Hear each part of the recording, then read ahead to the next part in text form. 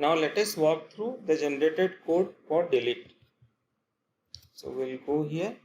Let's see the input API model. So we don't have any delete customer input API model because it is to be deleted by ID. So we'll go to the controller.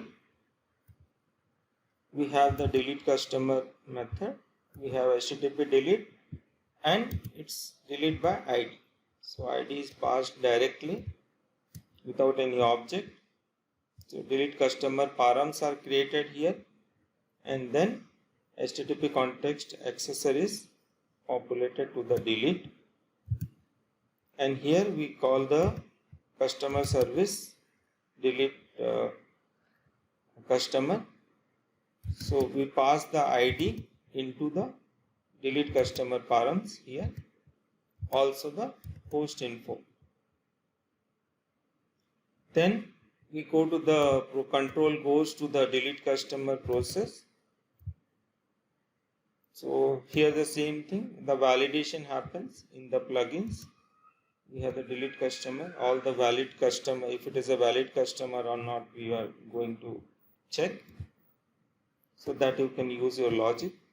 So it goes to the validation process and there is a delete customer command is created where the ID is passed and the context info is passed.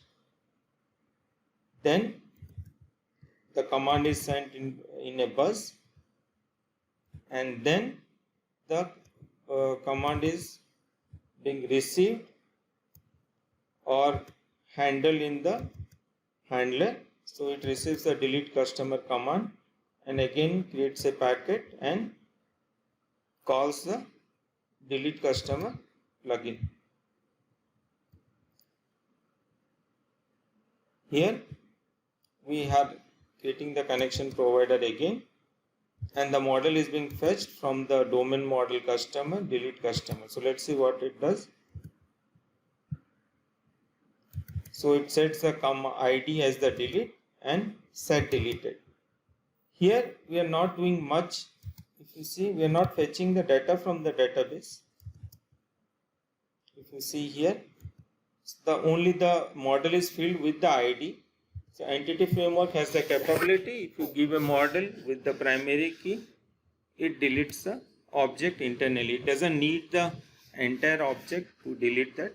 So by primary key it will delete the object, and if you want to set anything, your referential integrity, you can always use your model builder in your Entity Framework core DB context, which is the FlexDB context derived by you in the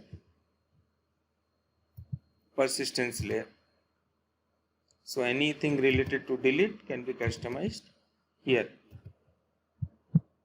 So now the object gets deleted and the event is raised after the processing. So if you see, insert, update, delete follows the same process, other than the small things that how we create the model depends on the type of operations. Otherwise everything else remains the same.